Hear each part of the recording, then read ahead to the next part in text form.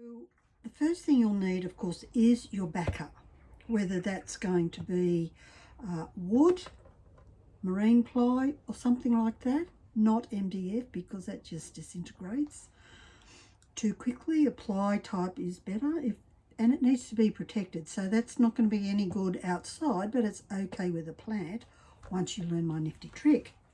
Some people use cement sheeting. I've never used it, but really it's up to you. This one is a cheap excuse me, thermoboard or weedy board or Marmox or whatever those brand names are, but basically it's just a foam core backing board for tiles, and it's lightweight, so it can go outside, inside, wherever. So the first thing I do with something like this, and it's because I did a photography course about a decade or so ago, and we learnt about a thing called rule of thirds, which is just brilliant. So if you do landscapes, sunsets, or anything that has horizontal lines in it, this is fantastic, and it will just really change the look and feel of your design. So the first thing we need to do for rule of thirds, of course, is to divide vertically and horizontally into thirds. So I may cut some of this out if it gets too boring. So I know that it's 60 long, so I'm going for 20 centimeters here, and oops, my other measurer over there is getting in the way, which is a plate, and then another 20 centimeters here, and then further down in a similar fashion, 20 and 20. Then draw your line, and of course it doesn't have to be exact because no one else is going to measure it.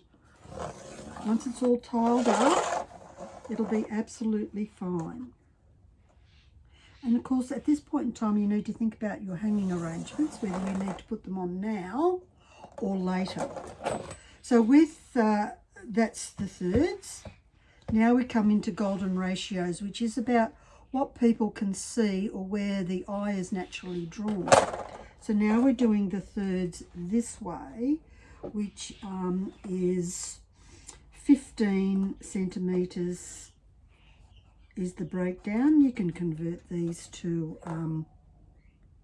inches, but I don't need to tell you how to divide by 3. We have all got calculators and we can do that.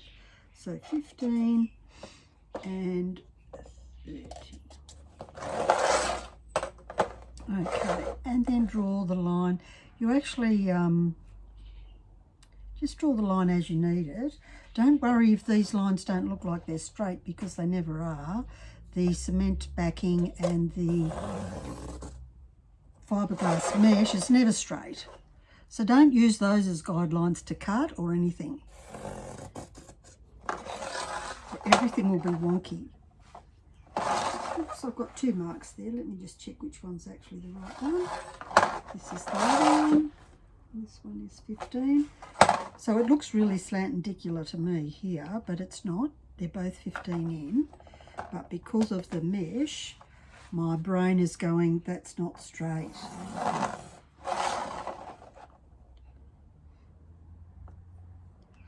And for the hangers, I'll come down 1/4 to put the hangers in place. So this being 1/4 for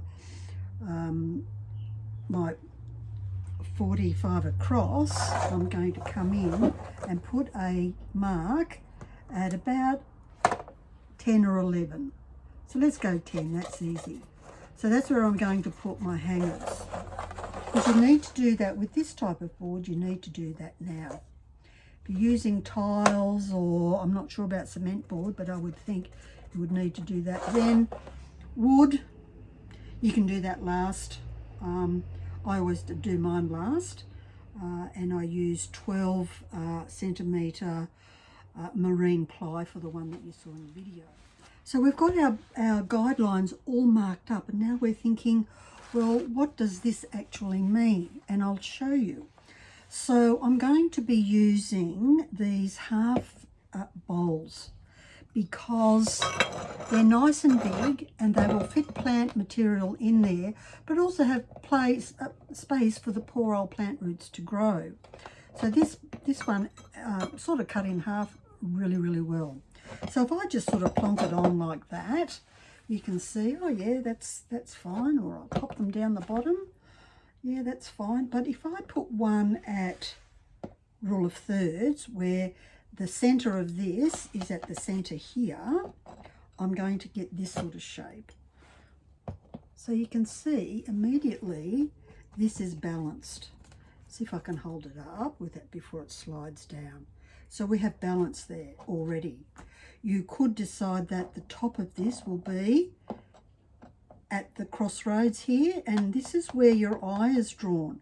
So what is it that you want your eye to see? Where the plant is growing, or the bowl, or the plant itself? So if I put this here, then the plant will be growing here, and that's what the eye will see.